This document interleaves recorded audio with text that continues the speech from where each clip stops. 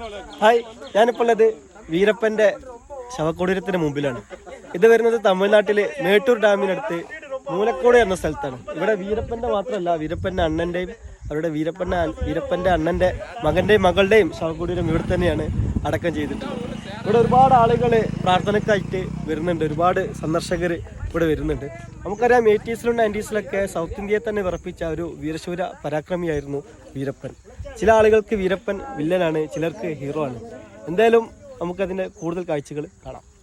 നാടുവാഴുക മകരം വാഴുക, വീടുവാഴുക വിരുദം വാഴുക, കാടുവാഴുക കണ്ടം വാഴുക.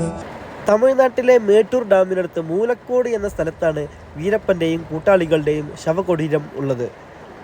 വീരപ്പൻ സമാധി എന്നും ഇത് അറിയപ്പെടുന്നുണ്ട്. ഇവിടെ നിരവധി സന്ദർശകരാണ് ദിവസേന എത്താറുള്ളത്. 2004-ലാണ് പോലീസ് വീരപ്പനെ വെടിവെച്ച് കൊല്ലുന്നത്. 3 ദിവസത്തെ വാക്ക് തർക്കങ്ങൾക്കൊടുവിലാണ് ഇവിടെ മറവ് ചെയ്യാൻ വേണ്ടിയിട്ട് പോലീസ് ബന്ധുക്കളെ സമ്മതിച്ചത്. ഇവിടെ വീരപ്പന്റെ ഒരു ക്ഷേത്രം ഉയർന്നു വരാതിരിക്കാൻ പോലീസ് നിതാന്ത ജാഗ്രതയാണ് പുലർത്തിക്കൊണ്ടിരിക്കുന്നത്. വീരപ്പൻ സമാധി എന്ന് ഗൂഗിൾ മാപ്പിൽ അടിച്ചാൽ ഇവിടേക്ക് കൃത്യമായിട്ട് എത്തിച്ചേരാൻ കഴിയുന്നതാണ്. ഇവിടേക്ക് വന്നാൽ മേട്ടൂർ ഡാമും ഡാമിനോടനുബന്ധിച്ചിട്ടുള്ള പാർക്കും സന്ദർശിക്കാവുന്നതാണ്.